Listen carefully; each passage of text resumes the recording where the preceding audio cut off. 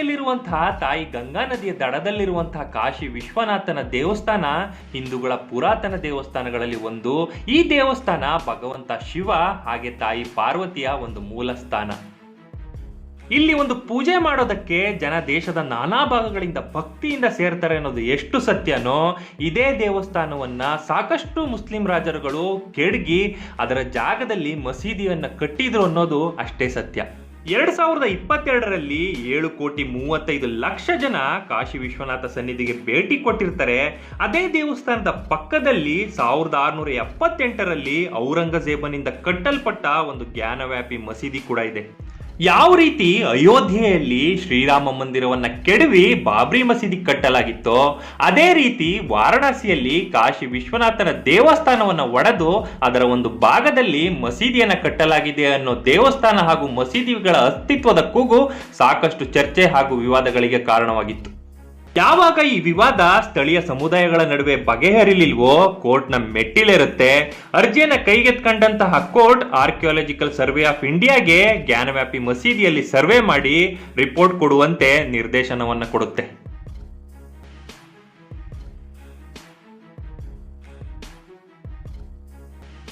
ಇಲ್ಲಿ ಜ್ಞಾನವ್ಯಾಪಿ ಮಸೀದಿ ಹಾಗೆ ಹಿಂದೂಗಳ ನಡುವೆ ನಡೀತಾ ಇರುವಂತಹ ವಿವಾದ ಏನಂತಂದ್ರೆ, ನೋಡಿ, ಇದು ಕಾಶಿ ವಿಶ್ವನಾಥ ದೇವಸ್ಥಾನ, ಇದು ಜ್ಞಾನವ್ಯಾಪಿ ಮಸೀದಿ. ಈ ಕಾಶಿ ವಿಶ್ವನಾಥ ದೇವಸ್ಥಾನದ ಈ ಜಾಗದಲ್ಲಿ ಒಂದು ನಂದಿ ಮಹಾರಾಜನ ಪ್ರತಿಷ್ಠಾಪನೆ ಮಾಡಲಾಗಿದೆ.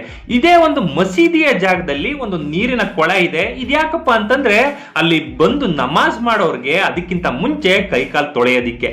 ಈ ನೀರಿನ ಕೊಳದ ಜಾಗದಿಂದ ಇದೇ ಕಡೆಗೆ ಮುಖ ಹಾಕಿ ಕೂತಿರುವಂತಹ ನಂದಿ ಮಹಾರಾಜನ ಮಧ್ಯೆ ಇರುವಂತಹ ಅಂತರ 83 ಅಡಿ. ಕೋರ್ಟ್ನ ಆದೇಶದಂತೆ ಆರ್ಕಿಯಾಲಜಿಕಲ್ ಡಿಪಾರ್ಟ್ಮೆಂಟ್ ನಿಂದ ಮಾಡಿದಂತಹ ಸರ್ವೆಯಲ್ಲಿ ಈ ನೀರಿನ ಕೊಳವನ್ನ ಖಾಲಿ ಮಾಡಿಸಿದಾಗ ಒಂದು ಚಿಕ್ಕ ಮಂಟಪ ಸಿಗುತ್ತೆ. ಆ ಮಂಟಪದಲ್ಲಿ ಒಂದು ಶಿವಲಿಂಗ ಹಾಗೇನೆ ಅಲ್ಲಿ ಹಿಂದೂ ಮಂದಿರ ಇತ್ತು ಅನ್ನೋದಕ್ಕೆ ಸಾಕಷ್ಟು ಪುರಾವೆಗಳು ಸಿಗ್ತವೆ. ಇಲ್ಲಿ ಯೋಚನೆ ಮಾಡಬೇಕಾದಂತಹ ಒಂದು ವಿಷಯ ಏನಂದ್ರೆ, ಹಿಂದೂ ಸಂಸ್ಕೃತಿಯ ಪ್ರಕಾರ ನಂದಿ ಮಹಾರಾಜನ ಸ್ಥಾಪನೆ ಯಾವ ತರ ಮಾಡ್ತಾರೆ ಅಂದ್ರೆ, ನಂದಿಯ ಮುಖ ಯಾವಾಗ್ಲೂ ಶಿವಲಿಂಗದ ಕಡೆಗೆ ಇರುತ್ತೆ.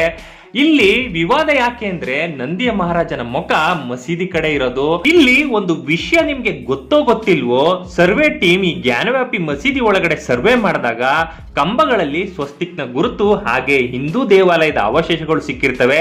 ಹೀಗಾಗಿ ಹಿಂದೂ ಪಕ್ಷದ ಆಗ್ರಹ ಏನಪ್ಪಾ ಅಂತಂದ್ರೆ, ಬೇಗ ಈ ವಿಷಯದ ಬಗ್ಗೆ ಕೋರ್ಟು ತೀರ್ಪು ಕೊಡ್ಲಿ ಅನ್ನೋದು. ಆದ್ರೆ ಇಲ್ಲಿ ಆರ್ಕಿಯಾಲಜಿಕಲ್ ಸರ್ವೆ ಆಫ್ ಇಂಡಿಯಾ ಒಂದು ರಿಸರ್ಚ್ ಮಾಡುತ್ತೆ, ಜ್ಞಾನವ್ಯಾಪಿ ಮಸೀದಿ ದೇವಸ್ಥಾನದ ಮೇಲೆ ಕಟ್ಟಿದರೋ ಇಲ್ವೋ ಅಂತ. ಇಲ್ಲಿ ನೀವು ಈ ಮಸೀದಿಯ ಒಂದು ಗೋಡೆ ನೋಡಿದ್ರೆ ಗೊತ್ತಾಗುತ್ತೆ, ಅದು ದೇವಸ್ಥಾನದ ಗೋಡೆಗಳ ಮೇಲೆ ಈ ಮಸೀದಿಯನ್ನ ಕಟ್ಟಿದ್ದಾರೆ ಅಂತ. ಇದಕ್ಕೆ ಒಂದು ಆರ್ಕಿಯಾಲಜಿಕಲ್ ಟೀಮ್ ಸರ್ವೆ ಮಾಡಿ ಆ ಸರ್ವೆ ರಿಪೋರ್ಟ್ ನ ಕೋರ್ಟ್ ಕೊಟ್ಟು ಕೋರ್ಟ್ ಅದನ್ನ ಪರಿಶೀಲನೆ ಮಾಡಿ ಈಗ ತೀರ್ಪು ಕೊಡಬೇಕಾಗಿದೆ. ಇದನ್ನೆಲ್ಲ ಪ್ರೂವ್ ಮಾಡಬೇಕಾಗಿರೋದು ನಮ್ಮ ವಿಪರ್ಯಾಸ. It can be said that, अब ये ASI का जो कंक्लूजन है मैं वो आपको पढ़ के सुना रहा हूँ. It can be said that there existed a large Hindu temple prior to the construction of existing structure. मतलब ASI ये कह रहा है कि ये कहा जा सकता है कि यहाँ पे एक बहुत बड़ा भव्य हिंदू मंदिर था prior to the construction of existing structure. मतलब इस मस्जिद से पहले यहाँ पे, इससे पहले यहाँ पे एक हिंदू मंदिर एग्जिस्ट करता था. ये ASI ने अपनी कंक्लूसिव फाइंडिंग दी है और ये बहुत महत्वपूर्ण फाइंडिंग है. ಕಳೆದ 30 ವರ್ಷಗಳಿಂದ ಮಸೀದಿಯ ಕೆಳಭಾಗ ಪಾಳಾಗಿರುತ್ತೆ. ಸತ್ಯವನ್ನ ಯಾವತ್ತೂ ಮುಚ್ಚಿಡಕ್ಕಾಗೋದಿಲ್ಲ ಅನ್ನೋ ತರ ಮಸೀದಿ ಹಾಗೆ ದೇವಸ್ಥಾನದ ನಡುವೆ ಹಾಕಿದ್ದಂತಹ ಕಬ್ಬಿಣದ ಗೇಟನ್ನ ತೆಗೆದು ಶಿವಭಕ್ತರು ಶಿವನ ಪೂಜೆ ಮಾಡಬಹುದು ಅಂತ ಹೇಳಿ ಕೋರ್ಟ್ ತೀರ್ಪು ಕೊಟ್ಟಿರುತ್ತೆ. ಇದು ದೇಶದ ಹಿಂದೂ ಭಕ್ತರಿಗೆ ಅಯೋಧ್ಯೆಯ ನಂತರ ಸಿಕ್ಕ ಮತ್ತೊಂದು ಜಯ.